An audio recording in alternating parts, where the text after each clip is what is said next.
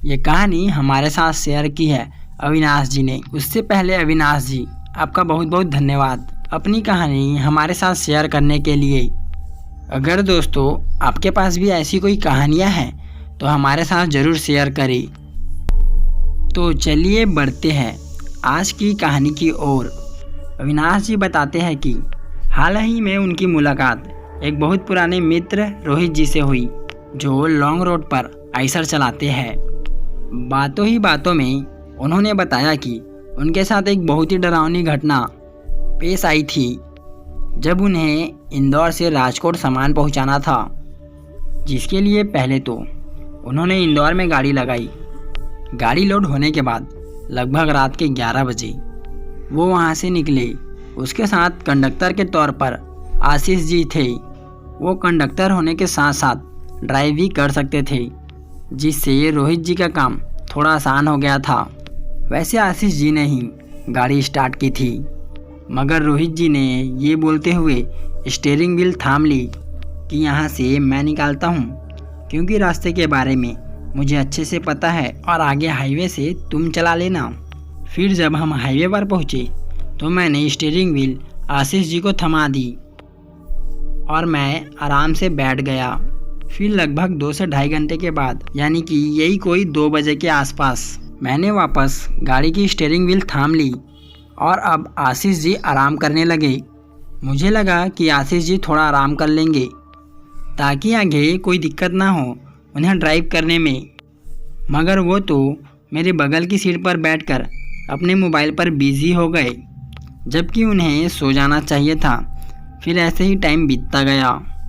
फिर रात के 3 बज गए। तभी मैं आशीष जी की तरफ देखते हुए बोला, भाई साहब थोड़ा सो जाओ ताकि आगे ड्राइव ठीक से कर पाओ। मगर आशीष जी ने रोहित को मुस्कुराते हुए बोला, जब थक जाओ तब बता देना। ये बोलकर वापस आशीष जी फ़ोन पर बिजी हो गए और रोहित भी ड्राइव करते रहे। फिर तभी अचानक आशीष जी ने अपना फ़ोन सीट के नीचे फेंकते हुए कहा, गाड़ी स्पीड में भगाओ जल्दी। इस पर रोहित ने पूछा, क्यों, क्या हुआ? इस पर आशीष बेहद घबराते हुए बोला, तुम्हें दिखा नहीं पीछे क्या हुआ? अभी भी रोहित ने बड़े आराम से कहा, नहीं तो क्यों, क्या हुआ पीछे? इस पर आशीष रोहित पर चिल्लाते हुए बोला, अभी बताने का समय नहीं है, बस तुम गाड़ी भगाओ अगर जिंदा रहना है तो। ये सुनने के बाद अब रोहित भी थोड़ा घबरा गया था और घबराते हुए बोला, गाड़ी की स्पीड करने पर गाड़ी संभालना मुश्किल हो जाएगा, क्योंकि गाड़ी तो पहले से ही हाई स्पीड पर है। मगर आशीष के बार बार कहने पर रोहित ने थोड़ी और स्पीड बढ़ा दी।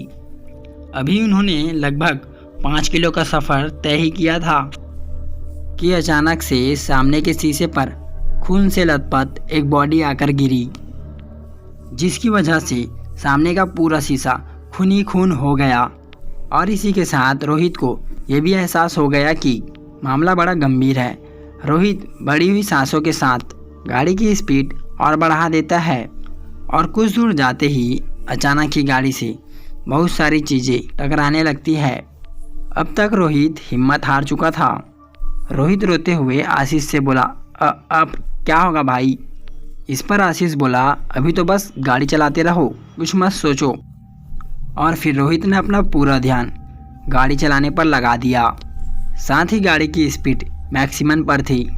फिर आगे जाने के बाद गाड़ी एक जगह पर आराम से रुक गई, जैसे मानो पीछे से कोई गाड़ी को खींचकर रोका हो। रोहित ने काफ़ी कोशिश की गाड़ी रीस्टार्ट करने की, मगर गाड़ी स्टार्ट ही नहीं हो रही थी। तभी आशीष ने रोहित को शांत रहने को बोलते हुए गाड़ी की बाहर की ओर इशारा किया। रोहित ने गाड़ी की बाहर की ओर देखा तो पाया कि एक बड़ा ही भयंकर सा भूत गाड़ी की चारों ओर चक्कर लगा रहा था, वो भी बहुत ही स्पीड में। अब उन दोनों के पास कोई रास्ता नहीं बचा हुआ था वहाँ से निकलने का। अब वो दोनों बस भगवान के किसी चमत्कार के ही इंतज़ार में थे। दोनों ही चुपचाप आधा घंटा तक गाड़ी के अंदर ही बिना हिले डुले बैठे हुए थे। फिर जब उन्हें ऐसा लगा कि अब बाहर कोई नहीं है, फिर आशीष ने रोहित को गाड़ी स्टार्ट करने को कहा। रोहित ने गाड़ी को स्टार्ट की तो गाड़ी स्टार्ट हो गई।